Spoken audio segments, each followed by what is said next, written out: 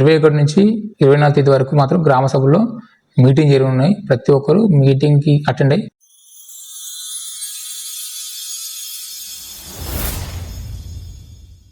ప్రభుత్వం చెప్పినటువంటి మ్యాటర్ ఏంటంటే అర్హత ఉన్న వాళ్ళందరికీ కూడా కొత్త రేషన్ కార్డులు జనవరి 26 నుంచి ఇస్తామని చెప్పేసి చెప్పడం జరిగింది. దానికి సంబంధించి కొన్ని పేర్లు అంటే రేషన్ కార్డు కోసం మాత్రం సపరేట్ గా కొన్ని పేర్లు పంపించి సర్వే చేయమని చెప్పడం జరిగింది అనమాట. ఇక్కడ విచిత్రం ఏంటంటే చాలా మంది పేర్లు ఎవరికైతే అర్హత ఉందో జెన్యున్ గా న్యాయంగా కూడా వాళ్ళందరి పేర్లు కూడా అసలు లిస్ట్ లో లేవండి. అంటే మనకు తెలుస్తున్న ఇన్ఫర్మేషన్ బట్టి అయితే దాంట్లో చాలా మంది ఎట్లున్నాయంటే పేర్లు కూడా ఎకరాల కొద్ది భూములు ఉన్న వాళ్ళకి, ప్లాట్లు ఉన్న వాళ్ళకి, ప్రభుత్వ ఉద్యోగం ఉన్న వాళ్ళకి, ఇంకోటి ఏంటంటే గత ప్రభుత్వము వీళ్ళకి ఆస్తి ఎక్కువ ఉంది, వీళ్ళకి ప్రభుత్వ ఉద్యోగాలు ఉన్నాయని చెప్పేసి ఎవరికైతే రేషన్ కార్డు కొట్టేసినాయో వాళ్ళే వీళ్ళందరి పేర్లు ఉన్నాయండి. చాలా ఊర్లలో కూడా మొత్తం ఇదే అసలు హాట్ టాపిక్ అయిపోయింది. అంటే అవసరం లేదు కొంతమందికి రేషన్ కార్డు కూడా. జెన్యున్ గా చెప్పాలంటే వీళ్ళందరికీ ఎకరాల కొద్ది భూములు ఉన్నాయి. ఎవరికైతే అర్హత ఉందో నిజంగా ఎటువంటి భూమి లేని వాళ్ళు, సరైన ఇల్లు లేని వాళ్ళు, ఉద్యోగం లేని వాళ్ళు, సరైన ఉపాధి లేని వాళ్ళు, వీళ్ళందరూ ఎవరుతున్నారు వీళ్ళకి ఎవరికి అసలు రేషన్ కార్డే రాలేదు, అసలు పేరే రాలేదు. ఏంది అసలు దేని గురించి అసలు ఈ సర్వే దేని గురించి అసలు ఎందుకోసం వచ్చింది, మా పేర్లు ఎందుకు రాలేదు అని చెప్పి చాలా మంది పెద్ద హిదే అయిపోయింది. మా విలేజ్ సంబంధించి సెక్రటరీ అడగడం జరిగింది. వీళ్ళు ఏమంటారంటే మాకు తెలియదు ఆ లిస్ట్ ఎట్లా వచ్చింది, ఎవరు పంపించారు, ఎట్లా ఏ బేసిస్ వచ్చింది మాకు తెలియదు, మాకు లిస్ట్ వచ్చింది పలానా పేర్లు వచ్చాయి ఊరికి సంబంధించి, వాళ్ళు మేము సర్వే చేస్తున్నాం, వాళ్ళ రేషన్ కార్డు ఇవ్వాలా వద్దా, వాళ్ళ స్టేటస్ ఏందని ఎంక్వైరీ చేస్తున్నాం. ఇది వాళ్ళ దగ్గర నుంచి వచ్చిన ఇన్ఫర్మేషన్. దీంట్లో కూడా రాజకీయాలు మొత్తం. పవర్ ఉన్న పార్టీలు మాకు సంబంధం లేదు, వాళ్ళు ఎట్లా వచ్చిందని వీళ్ళు అంటారు. పవర్ అపోజిషన్ ఉన్న పార్టీ ఏంటంటే వీళ్ళు కాంగ్రెస్ వాళ్ళది, వాళ్ళు మాట్లాడుకొని ఇచ్చిరంటారు.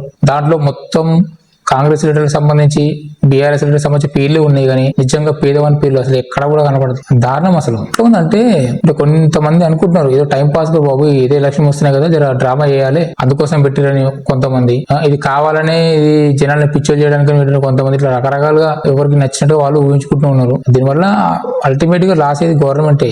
వచ్చే ఎలక్షన్ కి ఓట్ల కోసం అని అనుకుని కనుక ఇట్లా డ్రామా చేస్తే అసలు అంత పిక్చర్ ఏం కాదు కదా జనాలు. సో యాక్చువల్లీ ఇది ఇంకోటి ఏం జరిగిందంటే దీంట్లో గవర్నమెంట్ కూడా చెప్పేది ఏంటంటే ఏవైతే పేర్లు ఇచ్చామో వాళ్ళకి రేషన్ కార్డు ఇచ్చినట్టు కాదు. ఒకవేళ రేషన్ కార్డు ఇవ్వాలా వద్దా అని చెప్పేసి తనకు సంబంధించిన అధికారులు సర్వే చేసి ఆ రిపోర్ట్ ని కనుక గ్రామ సభల్లో పెడితే గ్రామస్తులంతా చర్చించి వాళ్ళకి రేషన్ కార్డు ఇవ్వాలా ఇవ్వద్దా అని తీర్మానం చేసి చెప్పాలి. హైలైట్ చూడండి ప్రాసెస్. అసలు ప్రాసెస్ ఉల్టా ఇది. ఇప్పుడు ఒక 30 మంది రేషన్ కార్డు కోసం అప్లికేషన్ వచ్చాయి అనుకోండి. ఫర్ ఎగ్జాంపుల్ ఒక ఊర్లో నాకు అర్హత ఉంది, నాకు ఎటువంటి ఉద్యోగం లేదు, ఏం లేదు, చిన్న ఇల్లు రేకులు ఇల్లు అనుకోండి, నాకు రేషన్ కార్డు కావాలి. నా పక్కకు ఇల్లు ఉంది, అది డబుల్ స్టోరీ బిల్డింగ్, ఇట్లా కార్ ఉంది, బిల్డింగ్ ఉన్నాయి, వాళ్ళకి 10 ఎకరాల పొలం ఉంది, కానీ వాళ్ళ రేషన్ కార్డు వాళ్ళ పేరు వచ్చింది. రేపు గ్రామ సభ మీటింగ్కి వెళ్ళినప్పుడు గ్రామ సభలో చర్చించి జరుగుతుంది.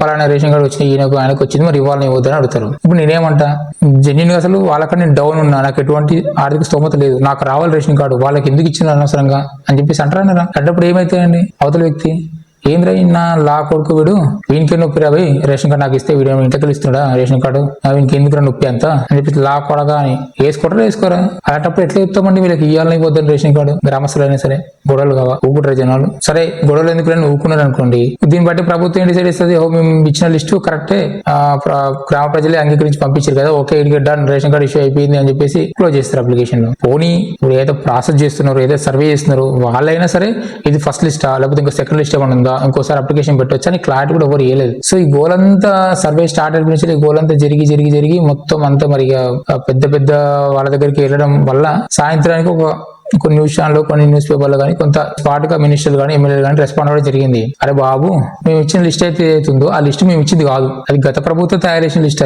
అది వచ్చింది, కానీ ఎట్లా వచ్చిందో తెలీదు, అది వచ్చింది అని కొంతమంది. ఇంకొంతమంది ఏంటంటే అది ఫైనల్ లిస్ట్ కాదు, మేము ఇచ్చింది సర్వే చేయమని జస్ట్ అంతే, వాళ్ళకి ఇవ్వద్దు అంటే చెప్పండి గ్రామ సభలో తిరస్కరించండి అని కొంతమంది. ఇంకొంతమంది ఎమ్మెల్యేలు మినిస్టర్లు ఏమంటారంటే అవంతా ఏదో ఇచ్చినాము సర్వే అయిపోయింది, అది కాదు, అసలు 21 నుంచి 24 తారీఖు వరకు ప్రతి గ్రామంలో గ్రామ సభ జరుగుతుంది. ఆ గ్రామ సభలో ఎవరైతే అప్లికేషన్ పెడతారో రేషన్ కార్డు లేదని చెప్పి అక్కడ చర్చించి వీళ్ళకి అర్హత ఉంది ఇయ్యమని చెప్పేసి తీర్మానం చేసి పంపించవచ్చు. సో వాళ్ళకు ఇవ్వడం జరుగుతుంది. ఇట్లాంటి కొంతమంది అంటే రకరకాలు ఉన్నాయి, ఎవరు క్లారిటీ లేదు. జనవరి 26 నుంచి రేషన్ కార్డులు లేని వాళ్లకు రేషన్ కార్డులు ఇవ్వడం జరుగుతుంది. అదే బంగారు నోటుతోనే బాబు ఈ రేషన్ కార్డు ఒకటే కాదు, ఫస్ట్ లిస్ట్ సెకండ్ లిస్ట్ వస్తుంటది, కంగారు పడద్దు, నిరంతర ప్రక్రియ, కంగారు పడద్దు, ఇదే ఫైనల్ ఏం కాదు, కంగారు పడద్దు, ఇట్లా ఉంది ప్రాసెస్ చెప్పొచ్చు కదా. సరే వదిలేయండి, కనీసం కింద ఉద్యోగులన్నా లేకపోతే కింద స్థాయి ఎమ్మెల్యేలు ఇప్పుడు వాళ్ళన్నా కనీసం న్యూస్ మీడియా కన్నా ఏదో ఒక రకంగా చెప్పొచ్చు కదా. ఇంత గందరగోళం పెట్టాల్సిన అవసరం ఏముంది? దీనివల్ల ఎవరికి లాస్? అసలు అల్టిమేట్ గా పార్టీకి ప్రభుత్వానికి కదా లాస్ అయ్యేది. సింపుల్ గా చాలా సింపుల్ కదా, సర్వేలు చేశారు. ఇది ప్రజాపాలన దరఖాస్తులు తీసుకున్నారు, ప్రజాపాలన చేశారు, అందరూ దరఖాస్తు పెట్టారు. ఏదో ఫ్యామిలీ డిజిటల్ కార్డ్ అన్నారు, దాంట్లో దరఖాస్తు పెట్టారు. ఆ తర్వాత ఏదో కులగణన చెప్పారు, దాంట్లో దరఖాస్తు పెట్టారు. తర్వాత ఇంద్రమిల్లు సర్వే అన్నారు, దాంట్లో దరఖాస్తు పెట్టారు. ఎన్ని సర్వేలు చేశారు, దగ్గర 4-5 సర్వేలు చేసినట్టు ప్రభుత్వం పెట్టిన ప్రతి సర్వేలో చాలా మంది రేషన్ కార్డు లేని వాళ్ళు, జెన్యున్ గా లేని వాళ్ళు లేదు అని రాపించినారు. సరే ఓకే, పిల్లల పేర్లు, కొంతమంది పిల్లల పేర్లు మిస్ కావచ్చు, లేదంటే కొంతమంది ఫ్యామిలీ సపరేట్ కావాలి అనుకున్నవారు కావచ్చు. వాళ్ళ పక్కన పెట్టండి, కమ్సే కమ్ ఎవరికి కూడా రేషన్ కార్డు ఉన్న చాలా మంది అసలు అంటే వాళ్ళ పేరెంట్స్ లేరు, పేరెంట్స్ దాంట్లో లేరు, అటు ఎక్కడా లేకుండా కూడా చాలా కింది స్థాయిలో ఉండి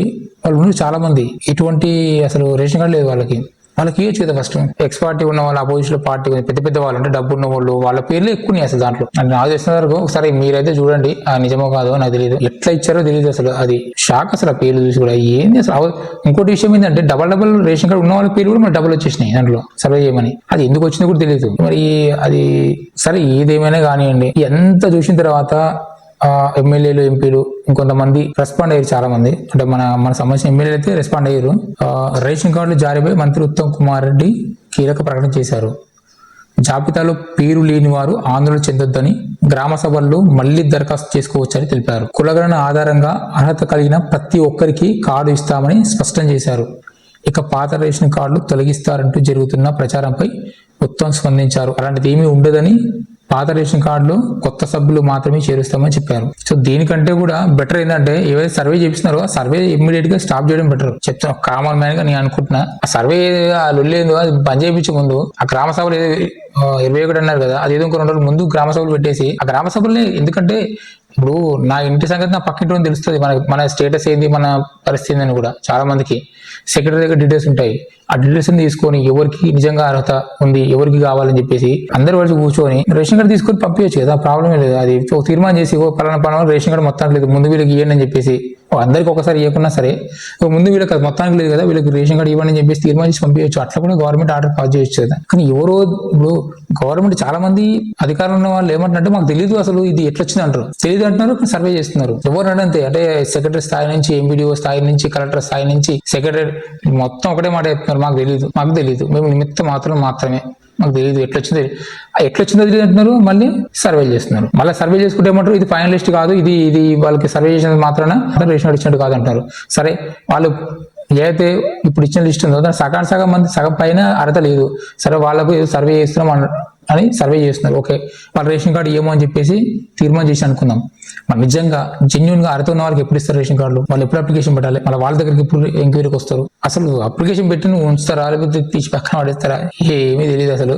సరే, ఎనీవే, నాకు తెలిసినంత వరకు మాత్రం నాకున్న సమాచారం ప్రకారం ఒక్కటైతే నాకైతే అర్థమైందండి. తెలంగాణ వ్యాప్తంగా గ్రామ పంచాయతీల్లో కానీ, మున్సిపల్ వార్డులలో కానీ 21 నుంచి 24 వరకు మీటింగ్ జరగబోతున్నాయి. గుర్తుపెట్టుకోండి, ఇది అనౌన్స్మెంట్ చేశారు కూడా అఫీషియల్ గా. ఈ నెల 21 నుంచి 24 తారీఖు వరకు కూడా గ్రామాల్లో కానీ, మున్సిపాలిటీ వార్డులో కానీ మీటింగ్ జరగబోతున్నాయి. సో ఆ మీటింగ్ లో డిసైడ్ అయిపోతే మనకి రేషన్ కార్డు వస్తుందా రాదా, మనకి ఎటువంటి స్కీమ్స్ వస్తాయని ఆ మీటింగ్ లోనే మనకు తెలిసిపోతాయి. సో ప్రతి ఒక్కరు కూడా సాధ్యమైనంత వరకు మీటింగ్ అటెండ్ చేయండి, అవసరం ఉన్న వాళ్ళందరూ కూడా. ఎందుకంటే అక్కడే తీర్మానం చేయొచ్చు. ఒకవేళ ఇప్పుడు ప్రభుత్వం చెప్పినట్టుగా ఏదైతే లిస్ట్ పంపించిందో ఆ లిస్ట్ లో గానీ మన పేరు లేకుంటే, లేదంటే ఆ లిస్ట్ లో ఉన్న వాళ్ళందరూ కూడా అర్హత లేదని భావిస్తే కూడా అక్కడ కూర్చొని తీర్మానం చేయొచ్చు. ఏమని, అసలు మీరు పంపించిన లిస్టు ఏదైతే ఉందో దాంట్లో ఎవరికి అర్హత లేదు, అసలు నిజంగా అర్హత ఉన్న వాళ్ళు వీళ్ళు ఉన్నారు మా ఊర్లో అని చెప్పేసి ఊరు వాళ్ళే గ్రామ సెక్రటరీతో కానీ, ఊరి పెద్ద మనిషితో కానీ, లేకపోతే దానికి సంబంధించిన అధికారులు వస్తే వాళ్ళందరూ కూడా ఒక తీర్మానం చేసి పంపించచ్చు. ఎందుకంటే హక్కు ఉంటుంది గ్రామ పంచాయతీకి. ఎందుకంటే గ్రామ స్థాయిలో కదా వీళ్ళు ఫైనల్ గా,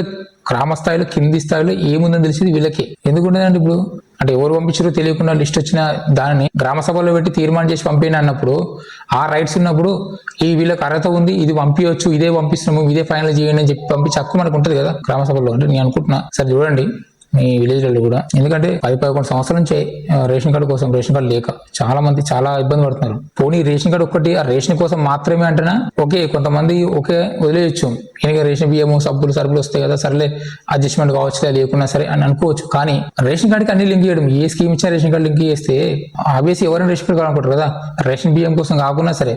అందుకనే కదండి దాదాపు రెడ్డిలు, కాపోళ్ళు, డబ్బులు ఉన్నోళ్ళు వీళ్ళకే ఎక్కువ పేర్లు వచ్చినాయి దాంట్లో. మరి వాళ్ళకి అవసరం వాళ్ళు రేషన్ బియ్యం తింటారా వాళ్ళు? ఎకరాల కొద్ది పొలాలు ఉంటాయి, 1 ఎకరం బియ్యం వేసుకునే సరిపోతాయి, ఇంట్లో సంవత్సరం పాటు కూర్చొని తినొచ్చు వాళ్ళు. కానీ వాళ్ళు ఎందుకు అంటే రేషన్ కార్డుకి లింక్ పెట్టి చాలా స్కీమ్స్ ఇస్తుంటారు కాబట్టి. సో మెయిన్ అది ఇదో దరిద్రం. పోనీ ఈ రేషన్ కార్డు ప్రక్షాళన, రేషన్ కార్డు మొత్తం మాఫీ చేసి అసలు జెన్యున్ గా వర్క్ ఇచ్చేంత ఏ నాయకునికి ఉందా? ఎందుకంటే ఆ రేషన్ కార్డు వ్యవస్థ ముట్టుకోరు ఎవరు, ఎందుకంటే అది ఒక పెద్ద ఓటు బ్యాంక్. అది అంతే, దాన్ని ముట్టుకునేంత సాహసం కూడా చేయరు, ఏ నాయకులు కూడా చేయరు.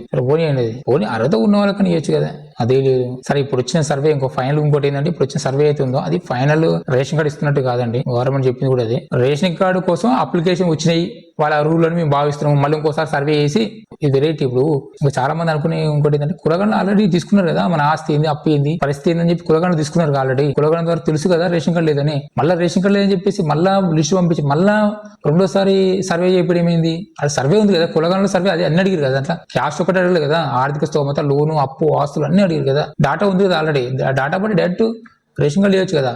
మళ్ళీ దాంట్లో ఏదో మళ్ళీ ఒక లిస్ట్ తయారు చేసి మళ్ళీ దాన్ని తీసుకొని మళ్ళీ సర్వే చేయించి దాని మీద పబ్లిక్ లా గందరగోళం సృష్టించి ఎంత ఏంది అని చాలా మంది అనుకుంటున్నారు అసలు బయట పబ్లిక్. సో ఏదేమైనా కానీ ఈ నెల 21 నుంచి 24 తారీఖు వరకు గ్రామ సభల్లో మీటింగ్ జరగనున్నాయి. ఒకవేళ మీకు తెలియకపోతే కూడా మీరు ఫాలో అప్ చేయండి. మీ గ్రామ పంచాయతీ, మీ గ్రామ సెక్రటరీని కూడా ఫాలో అప్ చేయండి ఖచ్చితంగా. మీరు ఫాలో అప్ చేస్తే రూల్స్ ప్రకారం అయితే డబ్ స్టార్ట్ చేయాలి, అనౌన్స్మెంట్ చేయాలి, గ్రామ సభ మీటింగ్ అందరూ రావాలని చెప్పాలి. మరి కొంతమంది చెప్పారో తెలియదు కదా, ఇక దాన్ని అర్థం చేసుకోండి. సో ఫాలో అప్ చేయండి రెగ్యులర్ గా. ఎందుకంటే మన హక్కు అది. ఒక ఫ్యామిలీ మీద గవర్నమెంట్ ఎంత ఖర్చు పెడుతుంది తెలుసా? ఆ డబ్బంతా ఎక్కడిది? మన దగ్గర నుంచే కదా ట్యాక్స్ రూపంలో వసూలు చేసేది. కానీ జెన్యున్ గా రేషన్ కార్డు తీయాలంటే కనీసం ఇప్పుడు 92 లక్షలు ఉన్నట్టున్నాయి రేషన్ కార్డులు, 90 లక్షల పైన. ఇప్పుడు ఒక 3-4 లక్షలు ఇస్తే 94 లక్షలు అవుతాయి. ఆ లెక్కలు చూస్తే 3 కోట్ల పైన రేషన్ కార్డు ఉన్నట్టు. అంటే 4 కోట్ల మంది జనాభా ఉన్న తెలంగాణలో 3.5 కోట్ల మంది దారిద్ర్య రేఖకు దిగు ఉన్నట్టే. ఈ బట్టి చూస్తే 10-11 ఏళ్ళు, 20 ఏళ్ళ సంది, 30 ఏళ్ళ సంది ఉన్నారు, 30-40 ఏళ్ళ సంది కూడా రేషన్ కార్డు ఉన్నారు. వాళ్ళు అసలు డెవలప్మెంట్ కాలేదా? ఎంతో మంది డెవలప్మెంట్ అయ్యారు. అంటే ఈ అందరూ ఫ్యామిలీ ఇన్కమ్ అంతా కలిపి 3.5 కోట్ల జనాభా 1 లక్ష బిలో ఉన్నట్టే. అంత గొప్ప అది. సో ఏదేమైనా కానివ్వండి, మనకి ప్రభుత్వం అయితే అన్నమాట ప్రకారం రేషన్ కార్డు ఇవ్వడానికి సిద్ధమైంది. అందుకోసం 21 నుంచి 24 తేదీ వరకు గ్రామ సభలో మీటింగ్ నిర్వహించి అక్కడ కూడా అప్లికేషన్ తీసుకోవాలని నిర్ణయించింది. కాబట్టి ఇది ఒక మంచి విషయమే.